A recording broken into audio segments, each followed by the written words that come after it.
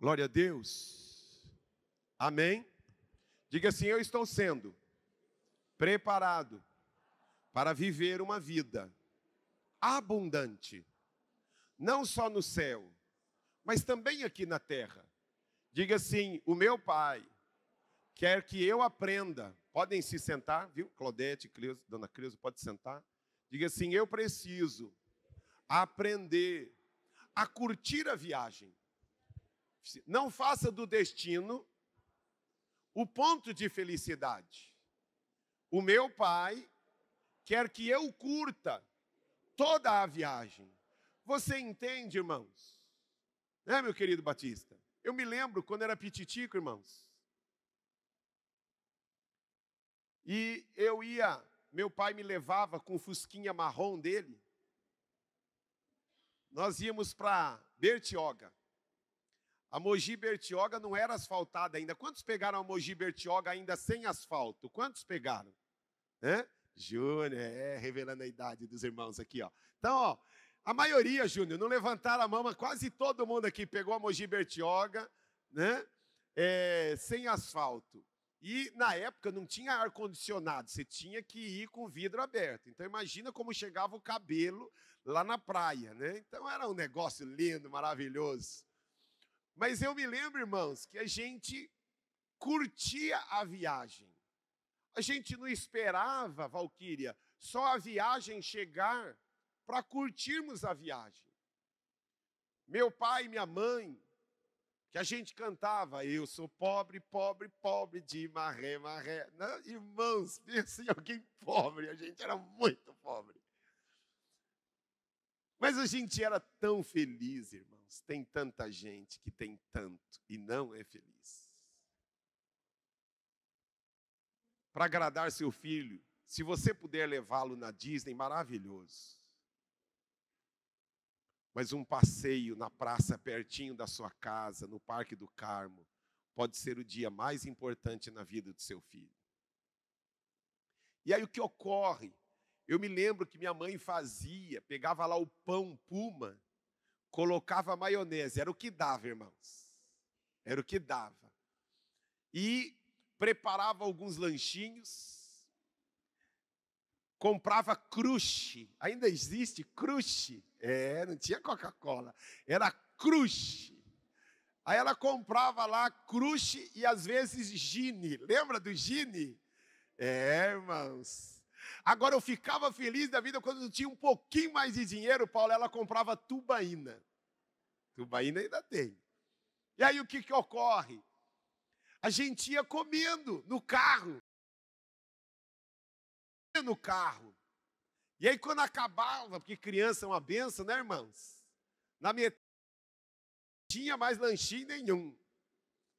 E aí ela já aguardava, Mauro, com expectativa, porque no meio do caminho, quando estava no auge do pó da estrada da Mogi Bertioga, aí começavam a aparecer os caras que vendiam bananinha. Como eles vendiam o cacho, acho que hoje não vende mais assim, vende? Mas vendia o cacho inteiro. Porque a gente não tinha dinheiro para pagar imposto. Na época, acho que nem tinha graal, frango assado. Se tivesse, também não ia fazer diferença nenhuma, porque a gente não ia parar nem no graal, nem no frango assado. Mas a bananinha, Cleison, era sagrado. E a alegria nossa, era chegar em Bertioga sem bananinha mais no carro. Comemos tudo. Então, e nós curtimos a viagem. E eu vejo que muitos cristãos, Mateus, estão esperando o destino final para curtir. Deixa eu dizer uma coisa para você. Faça das suas dificuldades, dos seus problemas, motivo que assim, eu só consigo ser feliz, porque eu sou um homem de fé. Porque eu não ando por aquilo que eu vejo, eu ando por aquilo que eu creio. Amém. Vamos aplaudir o nosso Pai por isso. Glória! Vamos lá. Deixa eu engatar uma cesta aqui. Nós vamos agora pular para o capítulo 3. Tratamos na semana passada capítulo 2 de Romanos. E nós vamos agora para o capítulo 3 de Romanos, um capítulo tão importante. Já tratamos coisas, obrigado, Lincoln, nós já tratamos coisas tão importantes no capítulo 1, que nos detemos um pouco mais de tempo. Depois fomos para o capítulo 2 na semana passada. E até a metade do capítulo 3 ainda vai bater na mesma tecla, algo tão importante para todos nós. Mas antes de irmos para o capítulo 3, nós vamos para o livro de Salmos. Deixa o dedinho aí no capítulo 3. Você vai perceber que Paulo vai, no capítulo 3, mencionar muito do que está escrito no livro de Salmos, e um versículo em especial no livro de Isaías. O que ele está fazendo? Ele está citando as Escrituras, repetindo algumas coisas. Repita comigo, muitas vezes eu vou precisar repetir muita coisa para aqueles que eu amo. Pastor, eu já falei, fala de novo. Pastor, eu já falei para o meu marido, fala. Eu já falei para o meu namorado, repete. Quando a gente pensa que ele entendeu, nada. Tem coisa, né, Maurício, que a gente precisa além de falar, vocês têm isso com os filhos de vocês?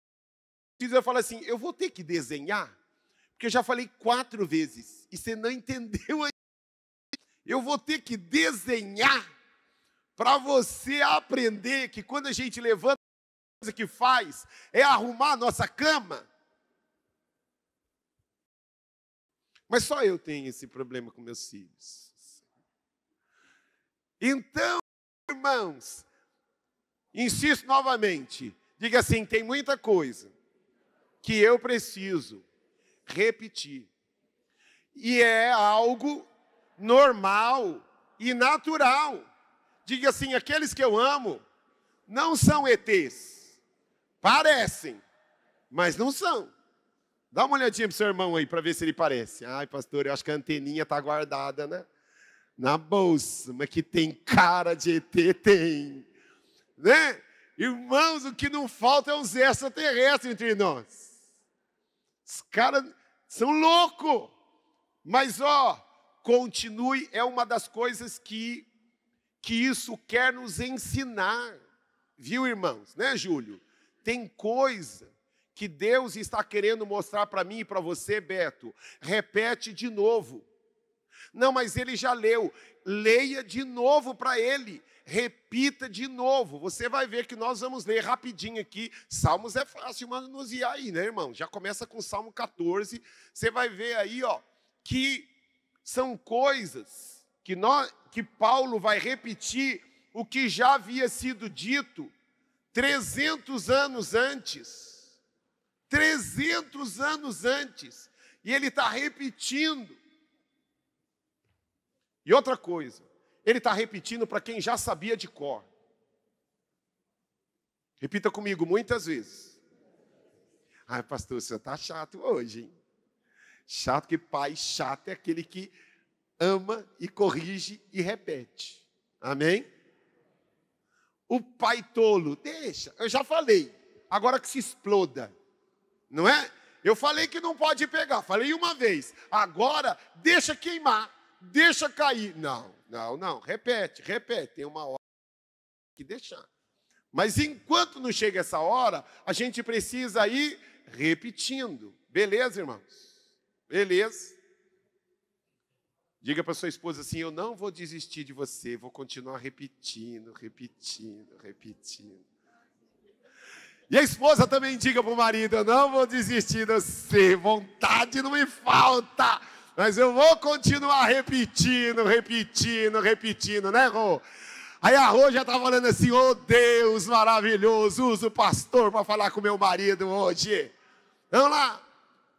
Olha lá o que é que Paulo vai repetir no capítulo 3, mas já havia sido escrito 300 anos antes. Salmo 14, verso 1 diz lá: diz o tolo em seu coração, Deus não existe. Presta atenção nesses salmos, que depois você vai ver. Os salmos eu vou ler e depois minha esposa vai lá para Romanos 3. Então, Salmo 14, verso 1 a 3. Diz o tolo em seu coração, Deus não existe. Corromperam-se e cometeram atos detestáveis. Não há ninguém que faça o bem. Quem faz o bem, irmãos? Ninguém. O Senhor olha dos céus para os filhos dos homens para ver se há alguém que tenha entendimento.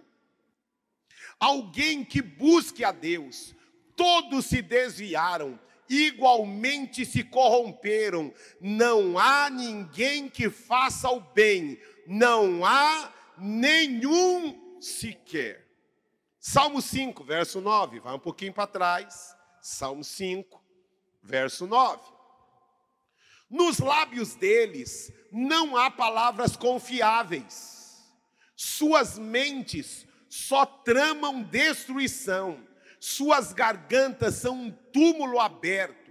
Com suas línguas enganam sutilmente. Mais para frente, Salmo 140, verso 3. Afiam a língua como a da serpente, veneno de víbora está em seus lábios. Salmos 10, verso 7. Pastor, por que você não vai na ordem? Porque eu estou só colocando a ordem que será mencionada depois em Romanos 3. Salmos, eu li o 10, 7? Não? Então, Salmo 10, 7. Sua boca está cheia de maldição, mentiras, ameaças, violência e maldade estão em sua...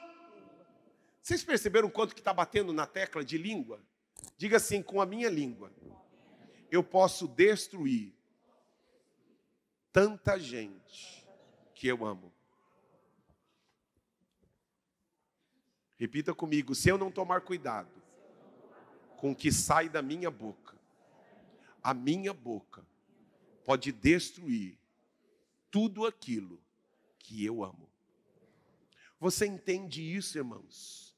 Como eu e você, não é à toa que está falando de novo da boca, da língua, da boca, que eu e você precisamos tomar cuidado. Disse o próprio Davi, Senhor, põe um guarda na minha boca. Tem irmãos que precisam de um exército inteiro na boca. Né, Carlos? Estou só mencionando que é meu amigo, Carlos.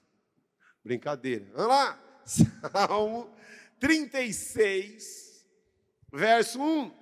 Há no seu íntimo um oráculo a respeito da maldade do ímpio. Aos seus olhos é inútil temer a Deus. Salmo 36, 1. E agora, Isaías 59, verso 7. Vai um pouquinho mais para frente. Isaías 59, verso 7. Achou aí? Isaías 59, verso 7 diz: seus pés correm ágeis em derramar sangue inocente. Porque nem tem certeza ainda. Na dúvida eu mato. Na dúvida eu vou gritar. Aí você vai ver, não foi nada daquilo que parecia, mas os pés correm de sangue. Espera um pouquinho, acalma, deixa o momento turbulento, resolve isso amanhã. Não, está parado agora, você está nervoso, não é o momento de resolver. Diga assim, quando eu estou nervoso, eu preciso segurar a água dentro da boca e não engolir até o dia seguinte.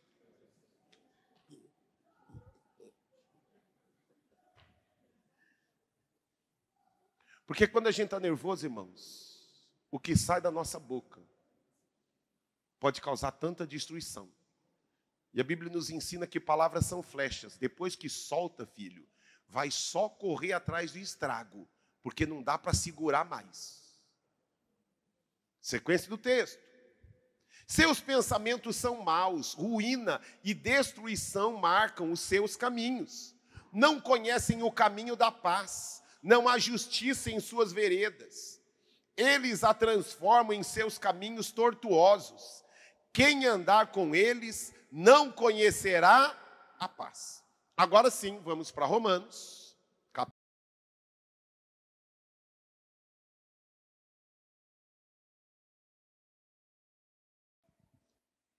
Ai, pastor, eu gosto daquelas mensagens assim, aleluiada. Irmão, já oramos, já expulsamos capeta, já profetizamos, já alcançamos. Muita gente aqui alcançou hoje grandes milagres de Deus, hoje aqui.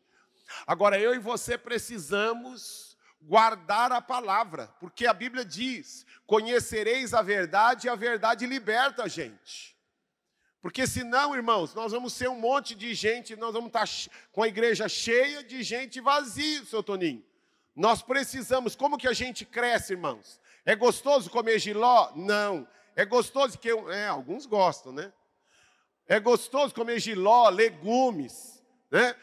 Põe lá uma lasanha, põe para o seu filho Doritos, bolacha recheada e do outro lado brócolis, repolho.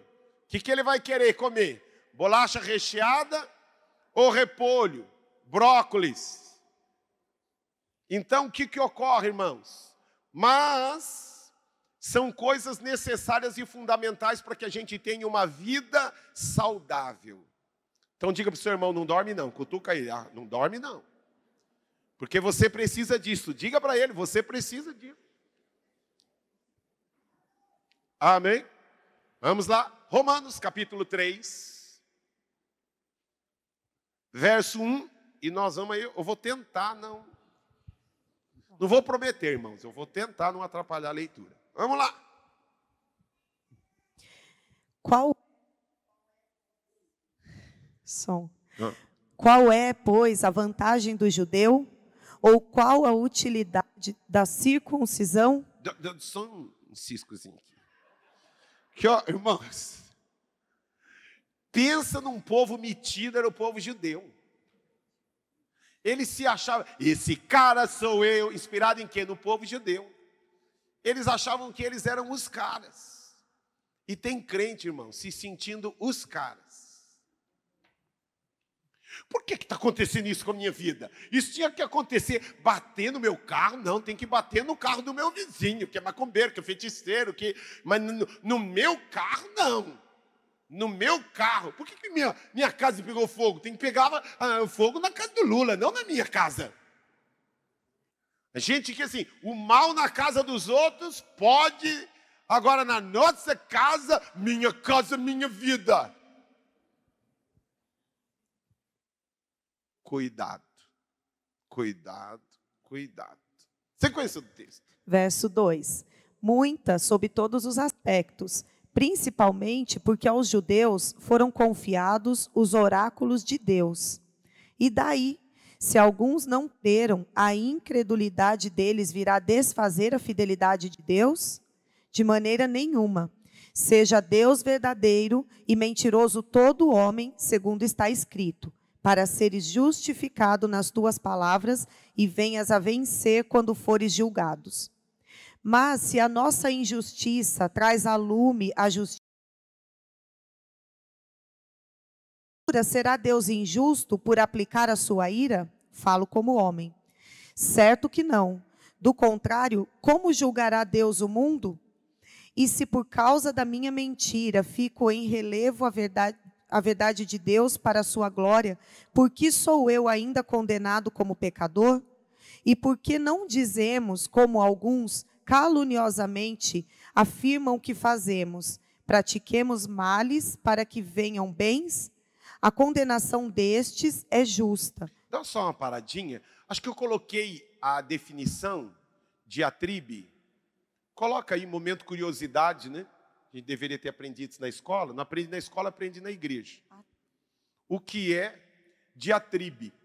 Olha lá, uma definição bem técnica. Por que que eu estou colocando isso? Porque Paulo está usando os recursos da época. Até hoje é utilizado isso, tá? Paulo sabia, Paulo foi durante muito tempo um religioso, então ele sabia o que os religiosos iam ficar questionando e perguntando para ele. Então, antes de me perguntar, eu já vou aqui, responder, porque eu te conheço. Eu sei que você vai pensar isso. Ou então, alguns fofoqueiros falaram para ele, olha, o povo lá está falando isso, isso e isso.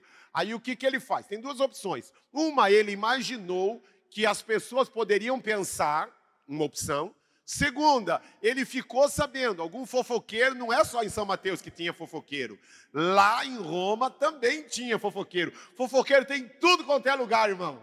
É igual corintiano. Eu fui pregar numa igreja tão linda e maravilhosa. Quando eu falei do Corinthians lá, gritaram glória a Deus. Eu falei, para trás de mim, Satanás.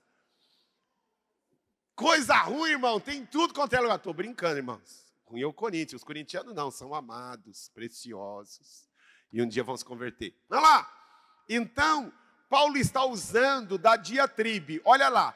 Consiste em expor ideias, doutrinas filosóficas ou morais em forma de diálogo, possuindo gênero coloquial e dotado de sentenças curtas ou condicionais, com o interesse de dialogar com um interlocutor imaginário. Vocês perceberam que parece que Paulo está conversando com alguém, e ele não está conversando com ninguém.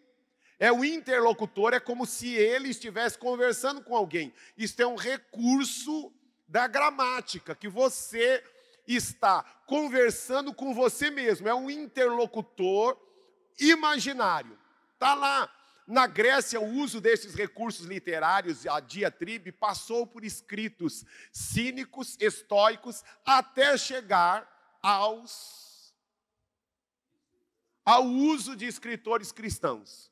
Diga assim, eu preciso usar a matemática, a ciência, o português, a física, a história, tudo em prol de pregar o evangelho. Amém? É o que Paulo está dando a lição para mim e para você. Veja Jesus em tudo. Tudo é motivo para nós enxergarmos. E use todos os recursos que você puder para poder alcançar as pessoas. Beleza? Sequência de Romanos. Vamos partir aí agora a partir do verso 9. Você vai perceber, vai notar mais essa interlocução aí. Vamos lá. Capítulo 3, verso 9. Conclui. Temos nós qualquer vantagem? Não, nenhuma. Pois já temos demonstrado que todos, tanto judeus como gregos, estão debaixo do pecado, como está escrito. Não há justo, nenhum sequer. Não há quem entenda. Não há quem busque a Deus. Todos se extraviaram, a uma se fizeram inúteis. Não há quem faça o bem. Nós lemos isso em Salmos, lembra? Vamos lá, ele está repetindo os Salmos. Não há nenhum sequer. É sepulcro aberto, com a língua urdem engano, veneno de víbora está nos seus lábios. A boca eles a têm cheia de maldição e de amargura. Lembram? Ele está repetindo aquilo que já foi escrito há mais de 100 anos, 300 anos na ocasião. Vamos lá. São os seus pés velozes para o sangue. Nos seus caminhos há destruição e miséria. Desconheceram o caminho da paz. Não há Deus diante de seus olhos. O judeu não constitui exceção. Ora, sabemos que tudo o que a lei diz aos que vivem na lei, que se cale toda a boca, e todo mundo seja culpável perante Deus, visto que ninguém será justificado diante dele por obras da lei. Pela lei vem o pleno conhecimento do pecado, a justificação pela fé em Jesus Cristo. Mas agora, sem lei, se manifestou a justiça de Deus, testemunhada pela lei e pelos profetas. Justiça de Deus mediante a fé em Jesus Cristo, para que todos e sobre todos os que creem, porque não há distinção, Pois todos pecaram e carecem da glória de Deus, sendo justificados gratuitamente por sua graça, mediante a redenção que há em Cristo Jesus, a quem Deus propôs no seu sangue como propiciação mediante a fé, para manifestar a sua justiça. Para manifestar a sua justiça, por ter Deus, na sua tolerância, deixado impunes os pecados anteriormente cometidos, tendo em vista a manifestação da sua justiça no tempo presente, para ele mesmo ser justo e o justificador daquele que tem fé em Jesus. Verso 27. Onde, pois, a jactância foi de todo excluída. Por que lei das obras? Não, pelo contrário, pela lei da fé. Concluímos, pois, que o homem é justificado pela fé, independentemente das obras da lei. É, porventura, Deus somente dos judeus? Não o é também dos gentios? Sim, também dos gentios, visto que Deus é um só, o qual justificará por fé o circunciso e, mediante a fé, o incircunciso. Anulamos, pois, a lei pela fé? Não, de maneira nenhuma. Antes, confirmamos a lei. Maravilha. Vamos lá, eu quero, dentro desse texto, vamos ver se dá tempo de eu destacar 10 coisas importantes. Beleza? Primeira, o pecado destrói tudo. Repita comigo, eu preciso ter claro que o pecado destrói tudo. Diga para quem está pertinho de você, o pecado destrói tudo. Pastor, qual é a definição de pecado? Definição teológica é que pecado é errar o alvo. Deixa eu ampliar aqui, versão nossa aqui. Que alvo é esse? O alvo é Deus. Lembra? Meu alvo é Cristo. Tem uma música, não tem? Meu alvo é Cristo. Qual é o alvo do homem? O alvo do homem é Deus. Diga assim, a minha maior necessidade não é uma casa nova, não é um carro novo, não é o dobro do salário. A minha maior necessidade não é um marido novo, nem uma esposa nova. A minha maior necessidade é estar mais semelhante a Deus, a Jesus. E o pecado é tudo aquilo que me distancia desse alvo. Tudo que me distancia de Deus, a ausência de Deus, se chama pecado. Eu preciso ter claro isso, irmãos. Ai, pastor, o que é pecado? Pecado é fazer isso, pecado é fazer aquilo, pecado. Não. A ausência de Deus, tudo que te afasta de Deus. Você precisa perceber a música, o que você assiste, os lugares que você faz, as conversas que você tem, elas aproximam você de Deus, elas alegram o coração de Deus ou distanciam. Não precisa perguntar para o pastor, não precisa ligar lá no Instagram, na live, mandar as perguntinhas lá para o youtuber. Não, deixe de ser menino, deixe de ser criança. Você precisa olhar para a sua vida e identificar o que é que distancia de Deus. Isto é pecado. Tudo aquilo que apaga a chama, que elimina, que diminui a presença de Deus. Lembra do cantiquinho? Deus está em mim, aleluia, tão certo como o ar que eu respiro, tão certo como a manhã que se levanta, tão certo como eu te falo e podes me ouvir. Irmãos, eu e você precisamos, sabe, Claudinei, ter a lâmpada, assim, o sinalzinho de alerta. Não, isso distancia de Deus, isso apaga a alegria de Deus. Viu? A alegria está no coração de quem já conhece a Jesus. E, irmãos, se a minha alegria traz alegria para o coração do meu pai, eu vou continuar fazendo. Se esse filme, tem filme, irmão, não precisa, pastor, não posso assistir aquele filme. Filho, você que decide. Lembra lá? Ligue para o 0800, e aí se você decide sim. E se você decide não, você liga para... Deixa eu dizer uma coisa, você decide, filho, se aquele filme construiu algo em você ou não. Agora, cuidado com o filme que você indica para o seu pastor, viu, irmãos? Tem um filme que indicam para mim, irmãos, que até o sinal da cruz eu faço. Fala assim, Senhor, como que eles conseguiram assistir esse filme? Isso é outra coisa. Mas vamos lá. Eu coloquei uma frasezinha a respeito do pecado que eu queria, porque, irmãos, a gente se sente bom. A gente se sente o cara. E eu coloquei uma frasezinha a respeito da prostituta, o mentiroso e o assassino. Que assim, ai, pastor, eu não sou um prostituto. Então deixa eu dizer uma coisa para você. Vamos lá. A prostituta, o mentiroso, pastor, não sou prostituto, nem prostituta, mas assim umas mentirinhas. Então, guarde isso aqui para o seu coração. A prostituta, o mentiroso, o assassino. Ai, pastor, eu nunca matei ninguém. Ai, mas a vontade de matar aquele pedreiro. Ai, Senhor. Aquele cara que não me pagou. Não vou perguntar aqui quantos já tiveram vontade de matar pedreiro. Irmão, se arrepende, ficou só na vontade. Mas a Bíblia diz que se no seu coração você intencionou, pecou, irmão.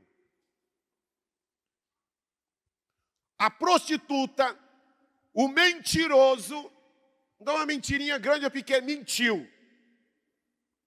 O assassino não matou com um punhal lá. Mas, Senhor, se alguém atropelar, pense em algo que não vai fazer falta.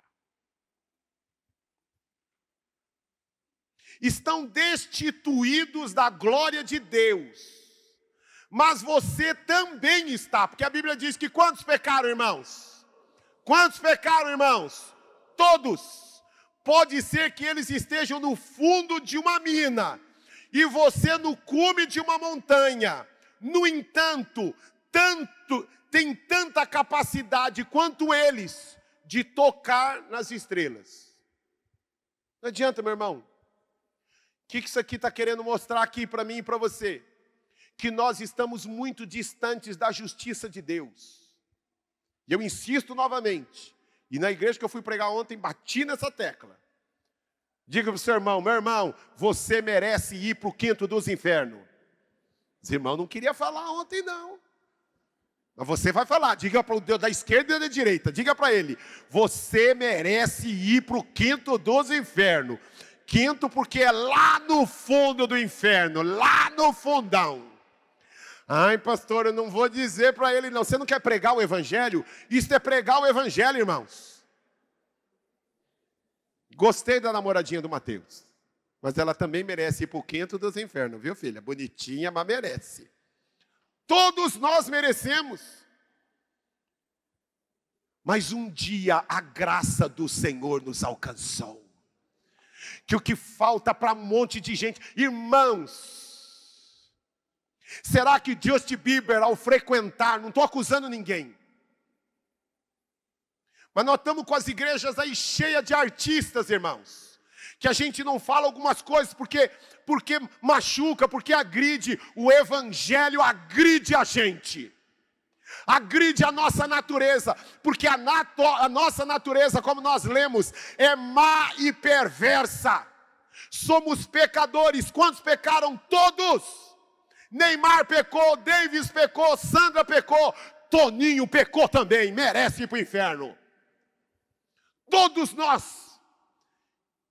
Mas um dia, a graça do Senhor nos alcançou.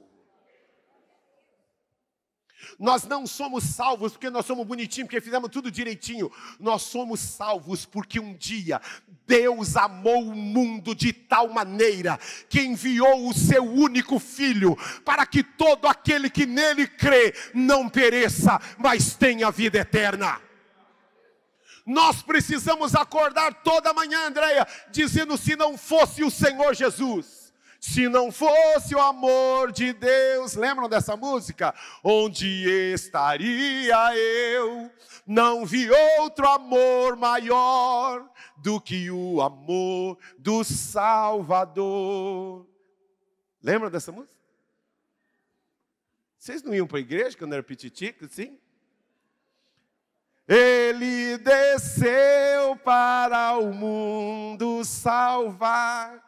Atos 2, irmãos, antes de virar Kadosh, que depois virou Kadosh, mas antes, no início do Atos 2, levei o Atos 2, na escola de 1º e 2º grau, Pedro Tax, em Guaianazes. Ó, irmãos, eu era um toco de gente, 13 anos eu tinha na época, imaginem. Eu era louco, irmãos, levei uma banda de crente, Atos 2, estava no início, ainda não eram famosos, e aí chegaram lá com uma combosa cheia de instrumento, e nós vamos cantar aqui. Se não fosse o amor de Deus, onde estaria eu? Não vi outro amor maior do que o amor do Salvador. Ele desceu para o mundo salvar. Irmãos, eu preciso acordar, Valdir, todos os dias, dizendo: Senhor, obrigado pela tua maravilhosa graça. Eu sei, Senhor, que eu continuo merecendo o inferno, mas porque um dia o Senhor veio a este mundo, eu criei em Ti, e porque eu criei, eu fui salvo pela Tua graça, e os salvos aplaudam a maravilhosa graça. Glória! Amém. E aí Paulo começa no capítulo 3 a explicar a justificação. E eu coloquei aí uma das definições que é importante, irmãos. Um monte de crente, irmãos, que não conhece o que é justificação. E nós precisamos cantar a respeito disso. Justificados, pois, lembram? Pela fé.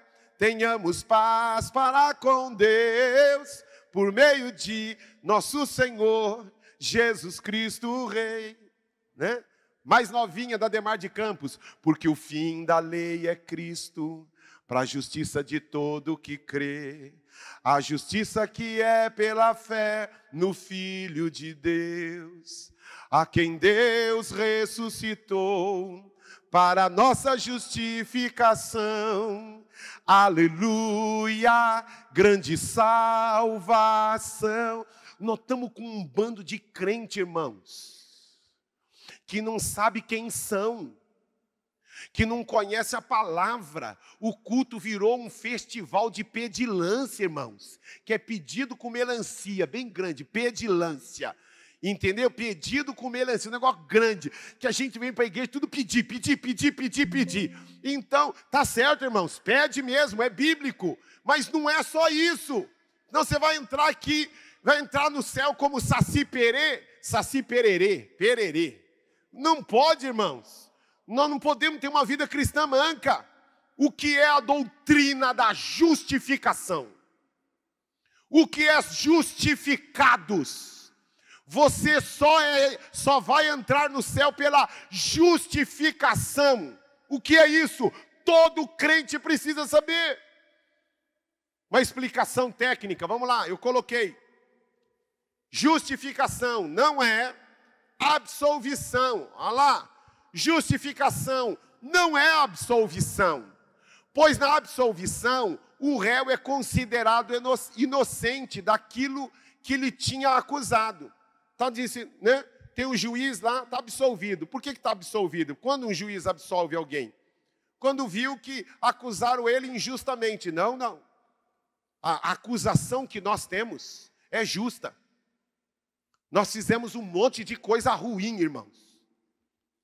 mentimos, enganamos, cobiçamos o que é do outro, desejamos o mal para o outro. Então a nossa condenação, ela é justa. Por isso, justificação não é absolvição. Absolvição aponta para aquele que a acusação não é legítima. Quando o juiz diz que foi absolvido, é o que eu acabei de explicar. É porque a acusação não procede. Mas no caso da raça humana, a acusação procede sim. Irmãos, isso é algo tão básico, mas a gente, irmãos, notamos, Tuninho, com um monte de gente na igreja, que estão tudo feliz, que chora na hora dos cânticos, que viaja nos raios laser, e nós vamos ter uns raios laser aí, irmãos, e os caras fizeram um orçamento aí, nós vamos ter, mas, o que nós precisamos antes do raio laser, antes da fumaça, antes de tudo isso, nós vamos entender que nós merecemos ir para o inferno e só não vamos por causa da poderosa e maravilhosa graça do Senhor. Preguei ontem numa igreja que estava completando 80 anos. Eu disse, se vocês abandonarem esta pregação, não adianta, nós precisamos. E o texto que deram para mim era o texto de Isaías 61:3, que fala do carvalho de justiça. Um carvalho, irmãos, o carvalho chega a viver uma planta. A planta, a árvore, conhece o carvalho? O carvalho vive de 500 a 1000 anos. 1000 anos. Por que nós somos chamados de carvalho de justiça? Porque Deus quer que eu e você, aquilo que a gente faz, perdure para toda a eternidade. Mas agora não adianta, irmãos. Não adianta viver, Senhor, eu quero que o Senhor me dê longevidade. Mas que tipo de longevidade? Saudável. Que tipo de saudável eu estou dizendo? Saudável espiritualmente. Eu preciso ser um crente saudável, irmãos. Tem um monte de crente aí que parece um monstrinho crack, fazendo uns negócios de louco. Por que está monstrinho crack?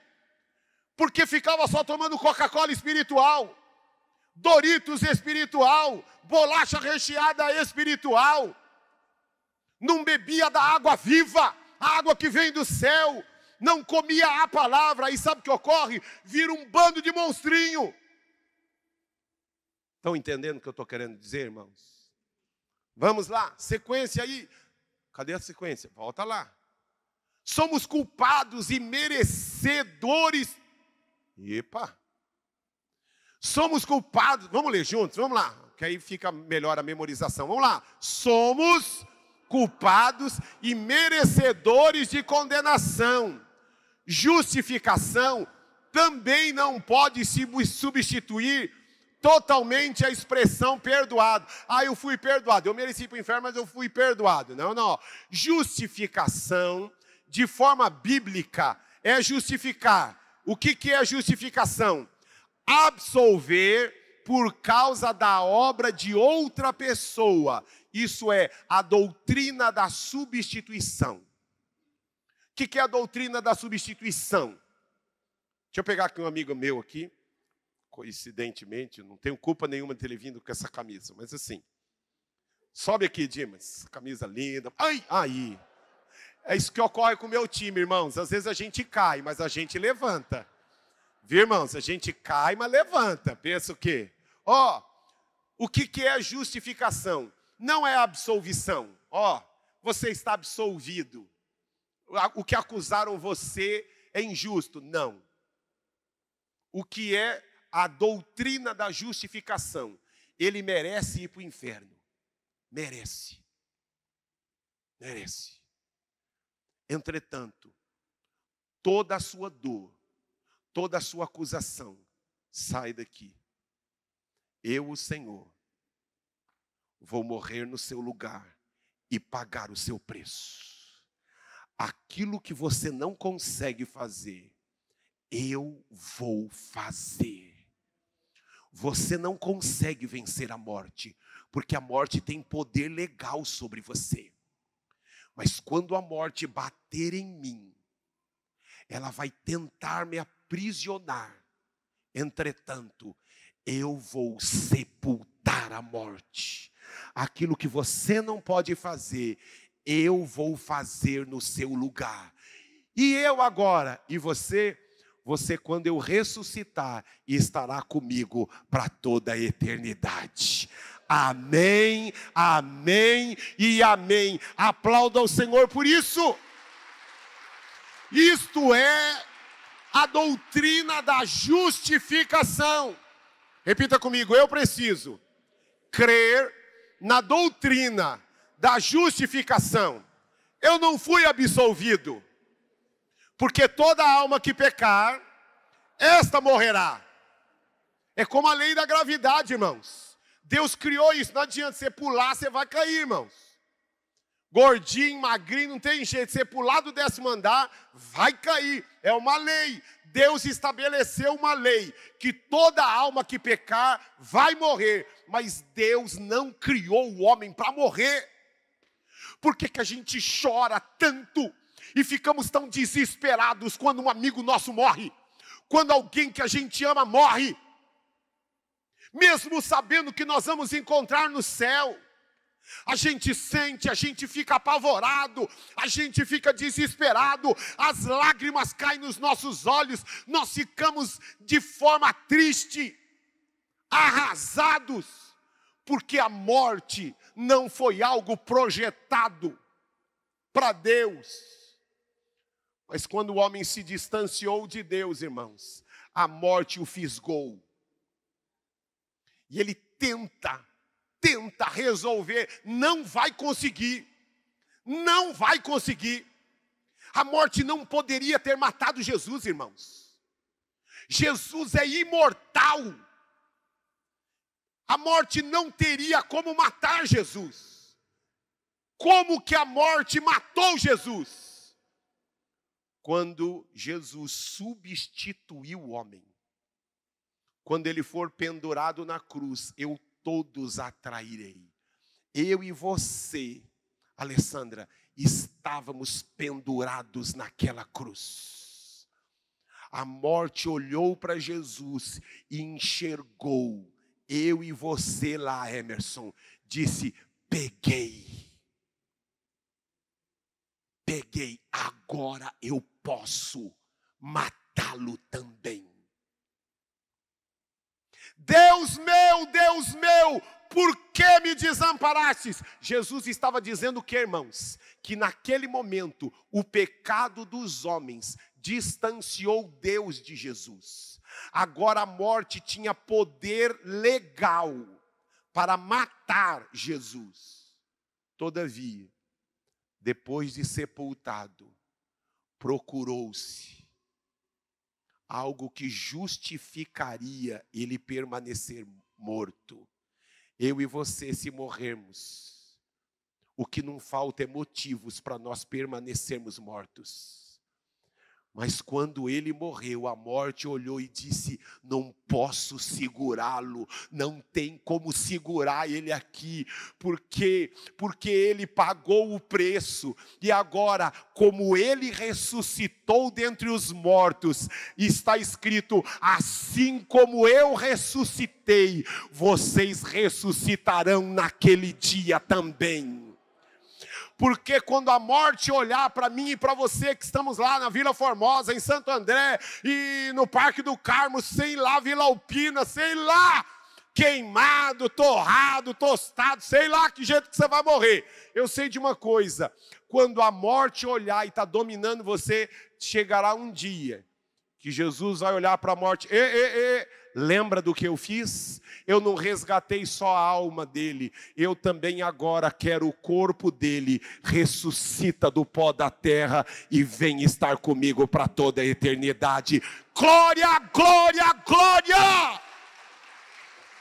Amém, irmãos? Entenderam a doutrina da justificação? Prontinho? Agora eu quero falar agora de 3 pilares da justificação. Eita Deus, estou no terceiro e é preciso chegar até o 10. Vamos lá. Doutrina, 3 pilares da justificação. Repita comigo aí, ó, rapidinho. Isso aí é só para guardar aqui no coração e na mente. Primeiro pilar, fonte. Qual é a fonte da justificação? Deus e a sua graça. Diga assim, a fonte da minha justificação é a graça de Deus. Não é por causa de mim, é por causa da graça. A base, qual é a base da minha justificação? Jesus e a cruz do Calvário. Jesus foi pendurado na cruz. Ele é a base da minha justificação. Ele me substituiu na cruz do Calvário. Repita comigo, ele me substituiu na cruz do Calvário. E agora qual é o meio? Eu e você somos o meio. É o que, irmãos? É a fé. Quando eu creio na graça. Sabe o que ocorre? A graça me alcança. Amém? Qual então primeiro? A fonte. Qual é a fonte? A graça de Deus. A base, Jesus na cruz. E o meio, a fé no Senhor Jesus. Crie e por isso fui salvo. Os salvos aplaudam ao Senhor. Disse lá, se creres, verás a glória de Deus. Repita comigo, se eu crer, eu verei a glória de Deus. Olha que coisa maravilhosa, irmãos. Tem uma expressão no hebraico chamado caforete, que representava a tampa da arca. A lei acusa o homem, a lei aponta que vai tentar ser bonzinho, não vai conseguir. Mas existia no propiciatório, lembra lá, a arca da aliança, 2 querubins, um de frente para o outro, um querubim aqui, e havia o propiciatório e uma tampa que é esse caforete. E aí o que ocorre? Quando o sumo sacerdote entrava no Santo dos Santos, ele trazia o sangue do cordeiro, jogava sobre a tampa, e a tampa é aquilo que estava por cima da lei. Por isso, a lei aponta a nossa acusação, mas a justificação pelo sangue tampa toda a nossa acusação. Diga assim, vão me acusar, mas o sangue de Jesus sempre vai tampar todos os meus pecados. Diga assim, eu estou com uma tampa sobre mim, sobre a minha casa, sobre a minha vida. Não vale nenhuma acusação, porque aqueles que estão em Cristo, nova criatura são. E aplauda Ele por isso de novo, glória! Glória! Terceira coisa, precisamos falar sobre o pecado, porque o pecado, irmãos, é o que destrói a raça humana.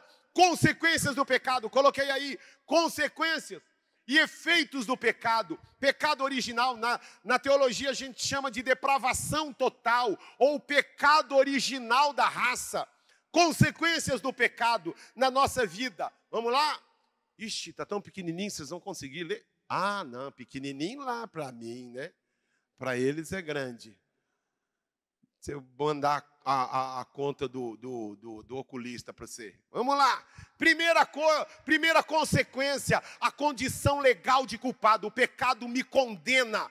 Nossa mente e coração ficam duros e rejeitamos a Deus e desejamos ser Deus da nossa própria vida. É isso que o pecado faz. Eu desejo ser Deus. Começou lá com Eva lá. Que mais? Consequência do pecado, nossas motivações são transformadas. Estamos fazendo algo bonitinho, mas a verdadeira motivação. É igual a gente fica vendo lá aquela guerra da Ucrânia e da Rússia. A gente ouve uma coisa, mas qual é o verdadeiro motivo daquela guerra? Vamos lá. Nossa língua é afetada. Palavras são destruidoras, rompe o nosso relacionamento com Deus e com as pessoas, tudo consequência do pecado. O pecado remove o temor de Deus do nosso coração. O pecado leva-nos a perder a nossa identidade e o nosso destino. Aonde eu estou querendo chegar nisso? Onde eu estou querendo chegar? Como que pode? A gente fica curtindo um monte de mensagenzinha de YouTube, nas redes sociais do Instagram, que eles falam tudo, mas nunca usam a palavra pecado. A destruição da humanidade, irmãos, não é o comunismo, não é o socialismo, não é o povo de esquerda, nem o povo de direita. Viu, irmãos? Não é a falta de recurso humano, não é a falta de subsídio. A razão da destruição da raça humana se chama pecado. Você consegue encontrar pobre se divorciando e rico se divorciando. Você consegue encontrar uma nação rica, com índice altíssimo de suicídio, de embriaguez e de drogados e dependentes. E você também encontra um monte de gente morrendo de fome. A razão da desgraça na humanidade se chama pecado. Minha esposa se separou de mim porque eu não tenho dinheiro. Não, é porque você é um miserável pecador. Porque quando a gente se rende e a gente entende o que Deus quer para a nossa vida, a gente aprende a lidar com todas as dificuldades, adversidades e diz: Senhor, ajuda-me, socorre-me, põe a tua mão nisso. Põe a tua mão, eu não consigo resolver. Mas sabe o que ocorre, irmãos? A gente olha e diz assim: eu consigo resolver, preciso de Deus, não. Eu vou resolver. Sabe por que ela saiu? Sabe por que ele saiu? Porque a gente dá um monte de motivo. E a gente não diz: eu pequei. Senhor, me ajuda. Socorra-me. Socorra-me. Socorra-me. Porque eu tenho pecado contra a minha casa e contra a minha família. Mostra aonde eu preciso de ajuda.